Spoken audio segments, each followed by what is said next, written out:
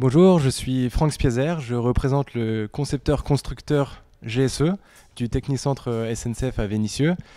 Depuis le début du projet, depuis les prémices de la conception, je suis le BIM manager du projet. Qu'est-ce que c'est que le BIM? Le BIM, c'est une nouvelle méthode de gestion de projet qui se base sur des modèles numériques intelligents pour améliorer à la fois la conception, la construction et la future exploitation des bâtiments. C'est une méthode collaborative, c'est-à-dire qu'on fait appel à tous les intervenants, à la fois les électriciens, les ingénieurs structures, les architectes, tous les sous-traitants. Il faut savoir aujourd'hui qu'on est encore dans une transition numérique, donc tout le monde n'est pas encore capable de travailler dans ces nouvelles méthodes. Mais GSE, en tant que contractant général de l'affaire, a mis en place toute une série de formations et d'assistance technique pour accompagner l'ensemble des acteurs dans cette nouvelle méthode. Alors l'idée, c'est de disposer de maquettes numériques pour pouvoir gérer l'ensemble des plans, gérer l'ensemble des quantités, gérer l'ensemble des simulations. Ça peut être des simulations thermiques, des simulations environnementales, des simulations de lumière, tout un tas de simulations d'ingénierie ou de gestion de projet pour justement améliorer la conception, la rendre plus performante.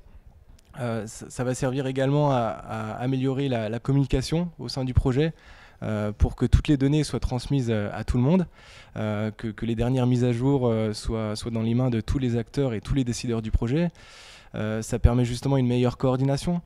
On utilise notamment le BIM pour faire une synthèse du bâtiment, une synthèse exhaustive et assez automatique grâce au logiciel et à leur puissance.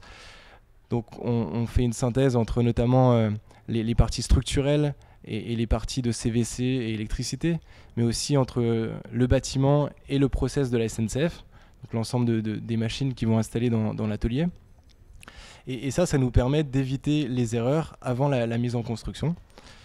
Le BIM a donc plusieurs usages sur le chantier, des usages qui sont très innovants, de type réalité augmentée ou de la réalité virtuelle, et aussi des usages un peu plus standards comme la production de plans, mais des plans qui sont plus interconnectés, plus cohérents entre eux, avec moins d'erreurs à l'intérieur. C'est-à-dire que cette mise en place du BIM dans le projet, de la conception jusqu'à la future exploitation, est un véritable signe que le projet du Technicentre industriel de Vénissieux entre dans cette industrie 4.0, aux côtés du futur smart building qui va être mis en place, aux côtés du data management, aux côtés des luminaires intelligents qu'on met en place également sur le chantier.